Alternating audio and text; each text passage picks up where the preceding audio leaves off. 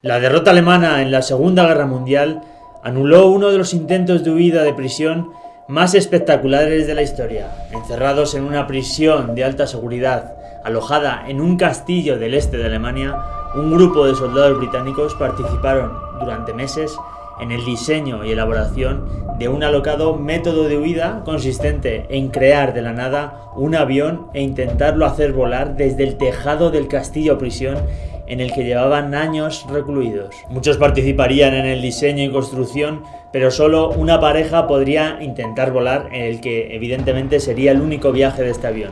Serían necesarias más de 6.000 piezas de madera, tornillos metálicos extraídos de somieres, cables de teléfono, metros de tela de los cubrecolchones y muchos litros de pegamento.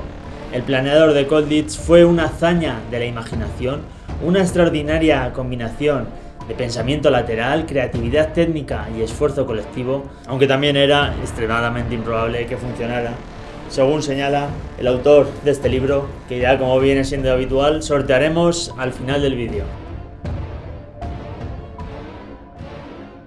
El coronel Todt, que aprobó el plan de huida, era muy consciente de que era tan extremadamente ambicioso como improbable que funcionara, pero según señala el autor de la obra, la construcción del avión serviría a los prisioneros como evasión, les distraería del hambre y forjaría un fuerte espíritu de cohesión. Al menos una cuarta parte de los prisioneros de Colditz participaron en el proyecto, que se convirtió en el proyecto de construcción colectivo más elaborado desde el Gran Túnel francés de 1942, que también veremos en este vídeo. En la biblioteca de la prisión existía un ejemplar de diseño de aviones y los planos fueron evaluados por un ingeniero del Royal Aircraft Establishment que había pilotado planeadores antes de la guerra. La construcción había empezado en el verano de 1944 y el vuelo estaba previsto para la primavera del año siguiente de 1945.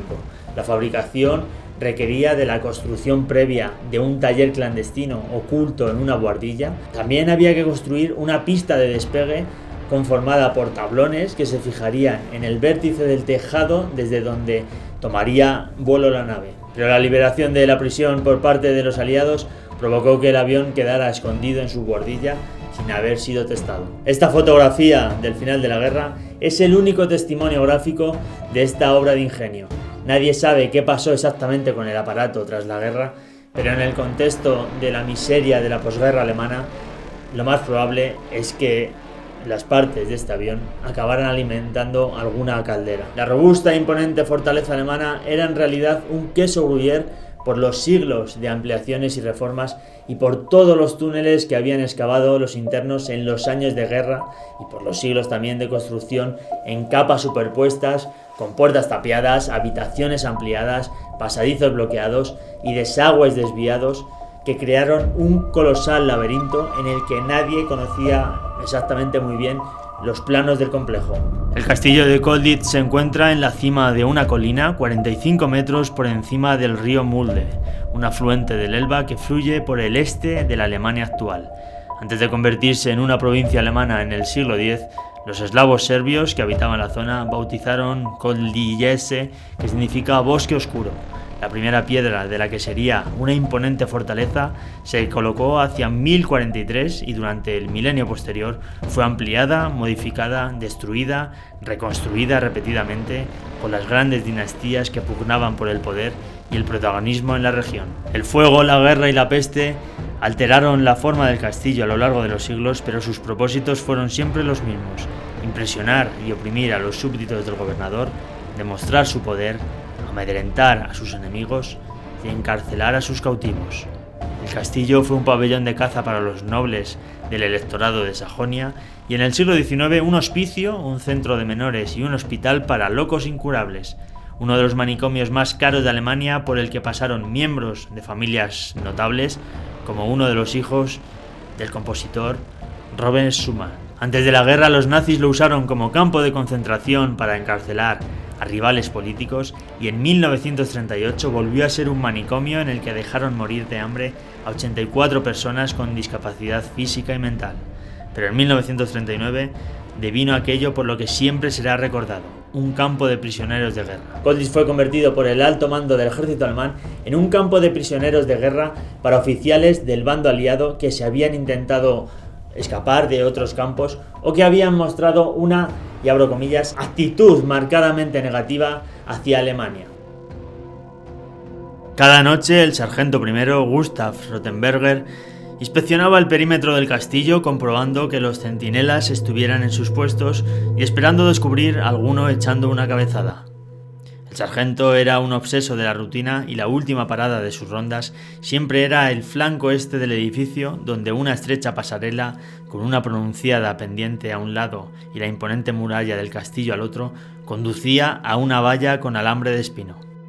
Al otro lado se encontraban el parque y el bosque. En la terraza había guardias con ametralladoras apostados a intervalos de 10 metros, otros 2 centinelas custodiaban la puerta y uno patrullaba una pasarela metálica elevada desde la cual tenía una clara línea de disparo hacia la terraza. Una cálida noche de septiembre de 1943, poco antes de las 12, el sargento primero apareció como de costumbre en la terraza acompañado de 2 soldados con rifles al hombro.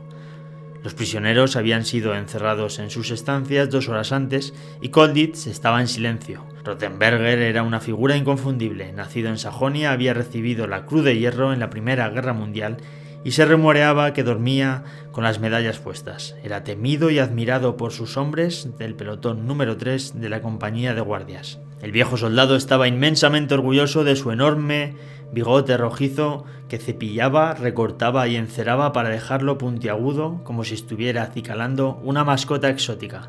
Los prisioneros británicos lo llamaban Franz Joseph por el emperador austrohúngaro con el bigote francés, pero nunca se lo decían a la cara. Rothenberger se acercó a paso ligero al primer guardia de la terraza y le dijo: «Se está produciendo un intento de fuga en el flanco oeste. Informe a la caseta de los centinelas inmediatamente». Sorprendido, el guardia saludó, hizo chocar los tacones y dio media vuelta. El sargento ordenó a los otros 2 que se fueran. Los 2 centinelas que vigilaban la puerta se extrañaron al ver a Rothenberger doblando la esquina, seguido de 2 hombres de reemplazo. Todavía les quedaban 2 horas de turno. «Os van a revelar antes de hora», anunció el sargento bigotudo. «Dadme la llave». Aquella noche Rothenberger estaba especialmente irritable, pero las apariencias engañaban. Una inspección atenta al vello facial de Rothenberger habría desvelado que estaba hecho con pelos de brocha de afeitar teñidos de rojo y gris con acuarelas del economato de la cárcel y unidos con pegamento. Su uniforme, igual que el de sus escoltas, había sido cosido utilizando sábanas de la prisión y teñido del tono correcto de gris de campaña alemán.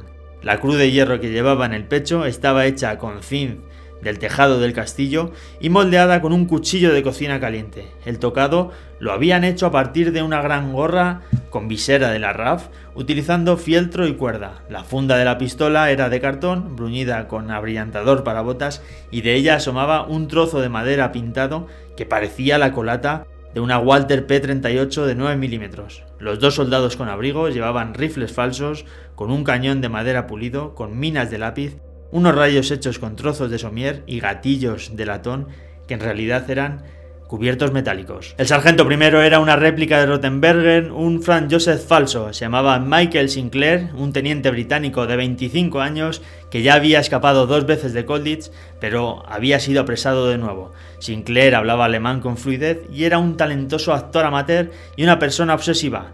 Solo pensaba en huir y no hablaba de otra cosa. «Voy a salir de aquí», decía siempre. Durante 4 meses había estudiado los andares, las posturas, el acento, la rutina y las particularidades de Rothenberger y también los insultos que profería cuando estaba enojado, cosa que ocurría a menudo. Por encima de la terraza estaban otros 35 altos mandos británicos envueltos en la oscuridad. Ya habían cerrado los barrotes de las ventanas del 6º piso y todos llevaban ropa civil hecha a mano. Además disponían de salvoconductos falsificados con una máquina de escribir de madera y alambre y una fotografía tomada con una cámara hecha con una caja de puros y unas gafas, todo ello autorizado con el sello oficial del águila, tallado con una cuchilla en el tacón de un zapato. «Funcionará», susurró alguien mientras se alejaba el primer guardia. «Esto va a funcionar». El plan era sencillo. Cuando los centinelas se hubieran ido, un primer grupo de 20 hombres descendería por el lateral del edificio utilizando sábanas anudadas. Sinclair abriría la puerta del parque y bajaría en la pendiente en dirección al bosque. Si lo conseguían, el resto les seguirían minutos después. Cuando llegaran a los árboles, se dividirían por parejas y se dispersarían por el campo para luego dirigirse a las fronteras alemanas siguiendo una serie de rutas previamente acordadas. El plan Franz Joseph dependía de los arraigados hábitos alemanes de obediencia militar, de la preparación de la elección del momento oportuno, de la suerte y de la credibilidad del bigote postizo de Sinclair. Los fugitivos calculaban que los guardias tardarían 4 minutos y medio en llegar a la caseta y encontrar al auténtico Rothenberger. En ese momento se desataría el caos. Muchos de los prisioneros, agazapados en la oscuridad, llevaban casi 3 años cautivos. En ese tiempo habían intentado huir en numerosas ocasiones, pero pocas con éxito. Si salía bien, sería la primera fuga masiva en la historia de Colditz. Recientemente, el comandante de Colditz había ordenado que, sin excepciones, todo aquel que entrara o saliera del castillo debía mostrar un pase cuyo color cambiaba cada día. El centinela que vigilaba la puerta estaba cumpliendo las normas. Más tarde afirmaría que el bigote que tenía delante no se curvaba adecuadamente. En realidad, se limitaba a obedecer órdenes, aunque era Rothenberger quien había dictado esas órdenes y al parecer ahora le estaba pidiendo que las incumpliera. La voz del centinela se oía desde las ventanas de los pisos superiores. «Nein, Herr, nein». Sinclair lo sorprendió por su insolencia. «¿Tú eres tonto? ¿No conoces a tu sargento?» Pero finalmente se metió la mano en el bolsillo y sacó un pase de salida. Fechado, firmado y sellado. Era una copia de un pase auténtico proporcionado por un guardia alemán al que habían sobornado. Un duplicado perfecto en todos los sentidos, excepto por el color. El pase era gris, cuando aquel día debía ser amarillo. El guardia lo examinó unos instantes y miró de nuevo a Franz Joseph. Entonces alzó lentamente el rifle. El guardia apuntó, abrió fuego a 1 metro de distancia y una bala de 9 milímetros le atravesó el pecho a Michael Sinclair, que quedó arrodillado y luego se desplomó hacia un lado. En aquel momento el verdadero Rothenberger dobló la esquina jadeando con fuerza y presenció una escena surrealista bañada en la luz artificial de los focos. Desde el piso superior se oyeron gritos de furia. «¡Alemanes asesinos! ¡Putos asesinos!». Michael Sinclair sobrevivió, nadie estaba tan sorprendido de ello como él mismo. La bala había rebotado en una costilla, le había atravesado el pulmón y había salido a solo 7 centímetros del corazón por el omoplato izquierdo. Tras una semana de convalecencia en el hospital, el Zorro Rojo estaba de nuevo en Colditz planeando su siguiente fuga con el brazo en cabestrillo. Como en cada relato de fugas de prisiones, el apartado minero deja historias fascinantes. Existieron tantas excavaciones de forma paralela que se creó una comisión para coordinar que los distintos grupos de presos no se estorbaran unos a otros. El gran túnel francés, o Le Métro, como se dio a conocer, era el proyecto de construcción más ambicioso que habían emprendido los reclusos de Colditz hasta la fecha. Empezó en marzo de 1941 en lo alto de la Torre del Reloj, 25 metros por encima del patio.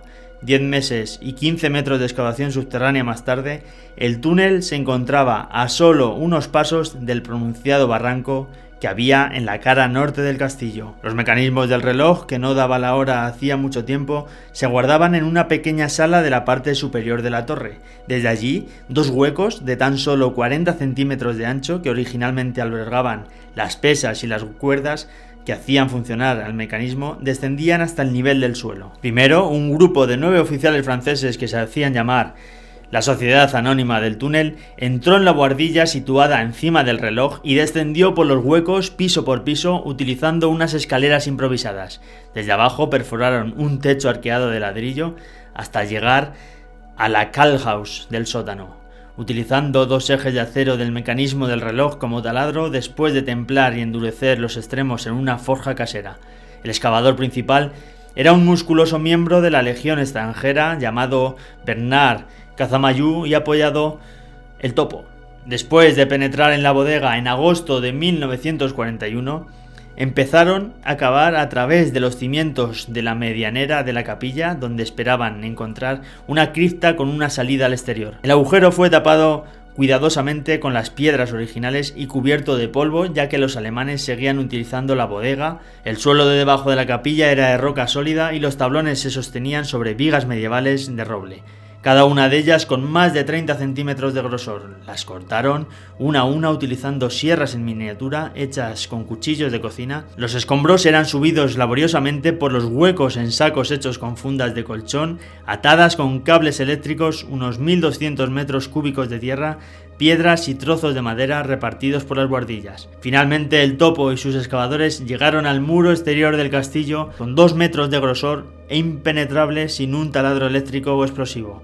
No había más opción que pasar por debajo de los cimientos, una tarea que requeriría mucha más mano de obra. Cavaron un túnel de 5 metros por debajo del muro antes de retomar su trayectoria horizontal. A mediados de enero de 1942, el túnel, recubierto con tablones de madera arrancados del castillo, pasaba por debajo de la pasarela de la terraza, al otro lado de la valla, y solo lo separaba de la ladera unos metros de tierra blanda. Entonces la sociedad limitada optó por salir a la superficie. Uno a uno, el pequeño ejército de fugitivos descendería por el precipicio utilizando sábanas anudadas, cruzaría el riachuelo y se dispersaría.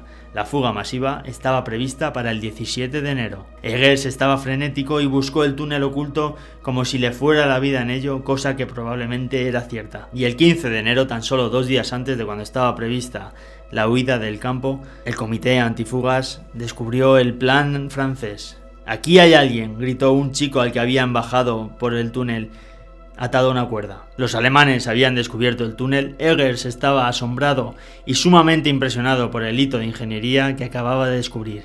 Un túnel que se extendía a 44 metros desde lo alto del castillo hasta solo unos pasos de la quebrada e incluía un sistema eléctrico de alerta temprana con luces parpadeantes, ventilación utilizando latas unidas como si fueran conductos y una vía y un carro para retirar escombros. El autor afirma que Colditz era una réplica en miniatura de la sociedad de la preguerra, aunque algo más extraña. La prisión estaba intensamente dividida por cuestiones de clase, política, sexualidad y raza. También dice que la imagen de una prisión para elegantes y educados oficiales aliados blancos, que tantas veces ha difundido en estas obras de ficción, está muy distorsionada. En el castillo había científicos, comunistas, homosexuales, mujeres, personas muy inteligentes e ignorantes, aristócratas, espías, obreros, poetas y traidores, unos perfiles que no encajaban en el molde del oficial británico que tanto se ha difundido. El autor también pretende desterrar la generalización de la imagen estereotípica del guardián nazi malvado. Este grupo también contenía una rica variedad de personajes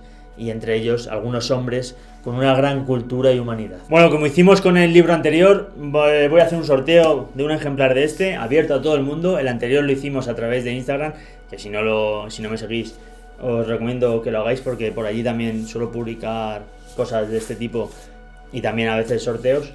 Y en este caso voy a sortear este libro a través de YouTube. Simplemente tendréis que dejar un comentario. Preferiría que hicierais comentando algún vídeo que os gustaría ver.